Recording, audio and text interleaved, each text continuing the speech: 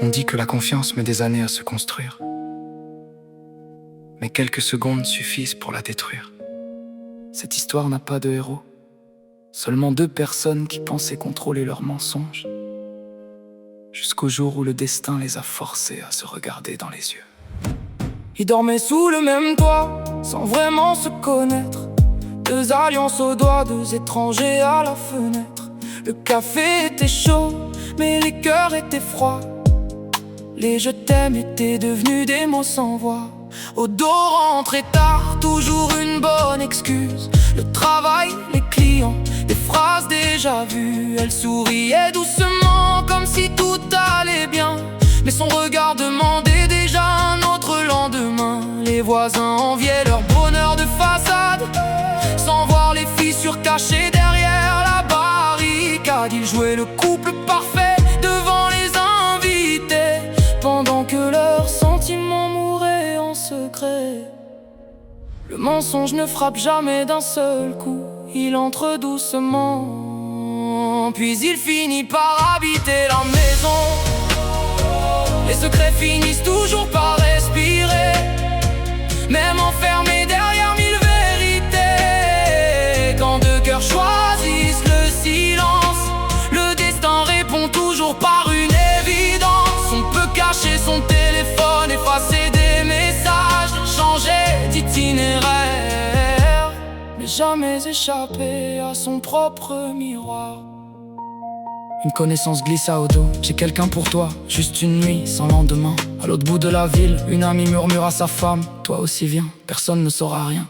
Même hôtel, même heure, même ascenseur, même couloir. La pluie frappait les vitres comme un avertissement. Le couloir semblait durer une éternité. La porte s'ouvre de regard, plus personne ne respire. Les clés tombent au sol, le monde vient de s'arrêter. Il comprend tout sans poser une question. Elle comprend tout sans chercher une excuse.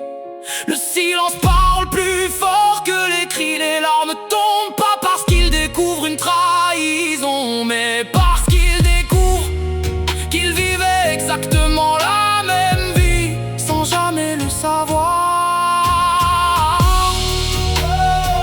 Les secrets finissent toujours par respirer, même enfermés derrière mille vérités.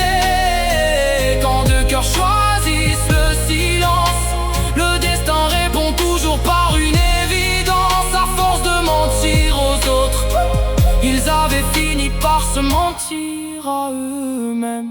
Les connaissances baissent les yeux, tout le monde savait. Les collègues savaient, les amis savaient, le quartier savait. Eux seuls pensaient encore protéger leurs secrets. Ils réalisent que le vrai drame n'est pas cette chambre d'hôtel. Le vrai drame, c'est d'avoir perdu des années à aimer une image au lieu de la personne en face. Une maison peut rester debout après une tempête, mais un cœur, quand la confiance disparaît, il s'écroule en silence. Cette histoire ne parle pas seulement d'infidélité, elle parle de toutes les conversations qu'on repousse, de tous les ça ira demain, de tous les regards qu'on évite.